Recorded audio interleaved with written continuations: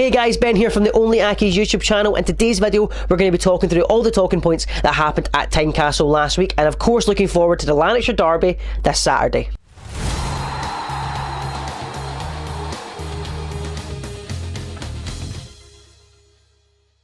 Now, looking at the result at Tynecastle was a little bit bittersweet for me, sitting at home, not watching it live in the stadium, obviously.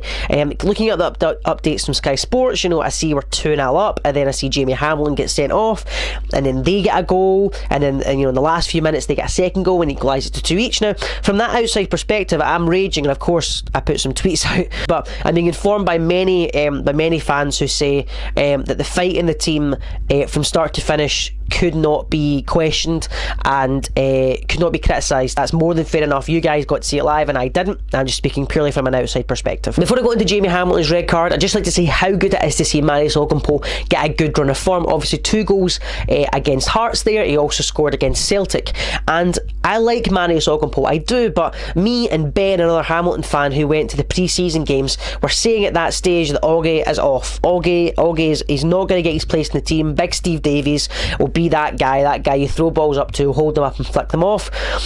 However, Oggy's came into his own. I don't know what's happened, but whatever it is, Oggy's suddenly got this urge within him, and he's one of our best players recently. I'd just like to say how great it is to see Marius Ogumpo finally get some goals and finally get a good run of form. Let's hope he continues that, and that partnership with David Moyle continues to grow. But obviously the big talking point was Jamie Hamilton's red card. Now, when it first pops up on your timeline, you're thinking Jamie Hamilton again. I know the boy's young, but that's 10 games and 3 red cards. But as soon as you see the video, you see just how unintentional that one was. The ball's coming over the top, the wind catches it, he tries to head it, and it hits his hand, and he gets just straight red for it. But we're told on Wednesday the club appealed it and it was rescinded, so that's great. So it means Jamie Hamilton doesn't get a huge ban. He is still banned for the derby tomorrow, however it means he's not out for a further few weeks, so that's good for us. It gives us another option at centre back. But speaking of the derby tomorrow, let's look ahead to it. This is a huge 3 points for both teams. Motherwell are fighting for a European place, and Hamilton are trying to pick up 3 points desperately to stay above relegation rivals Hearts and clear up some of that space between us and St Mirren. So this could be a huge game, and it was a huge game at Fir Park, which obviously we ended up winning.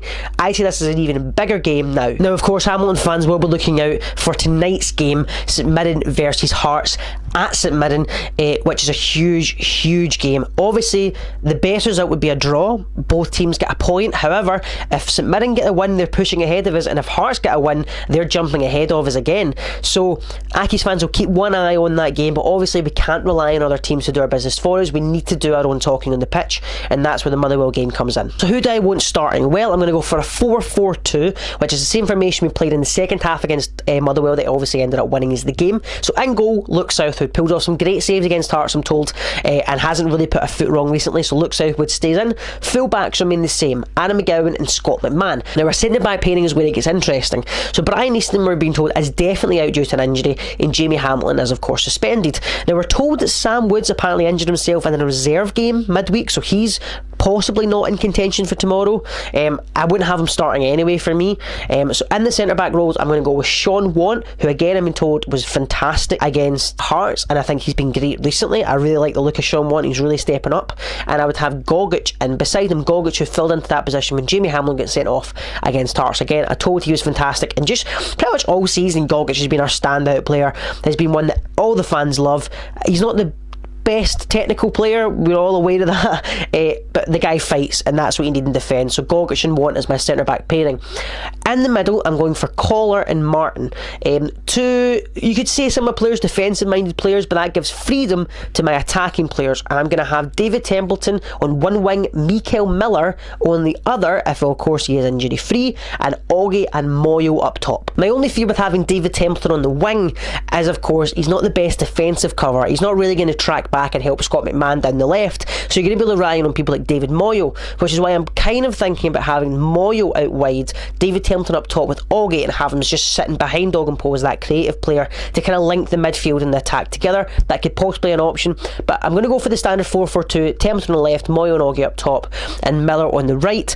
I would like to see Lewis Smith come on and create something. That would be fantastic. I'd have Sam Woods on the bench if he's fit as a defensive cover, so that if we do need to move Gogic into midfield with they can then put Sam Woods there if we need Gogic to shore that up. That's absolutely fine by me. People like Blair Alston haven't been great recently. They've been passengers, and so they haven't really added anything. The same with Johnny Hunt. We've got no real other options, so they have to go on the bench, but for me they should not be starting. I like to be optimistic when it comes to derbies. I believe I predicted a 1-each draw when we played them at Fir Park, and obviously we ended up winning. And in case I haven't mentioned it in this video, I'm actually going to go with the same result that we got at Fir Park. I'm going to go with 2-1. I think Motherwell are scoring too freely for us to keep a clean sheet, and obviously our defence is a little bit bare bones right now. So for me, Motherwell do score, but I am confident with our attacking threat and the way we're playing recently, especially with Augie in that good form. Moyo hopefully gets another goal against Motherwell. How fantastic would that be? 2 goals for Hamilton, both against Motherwell.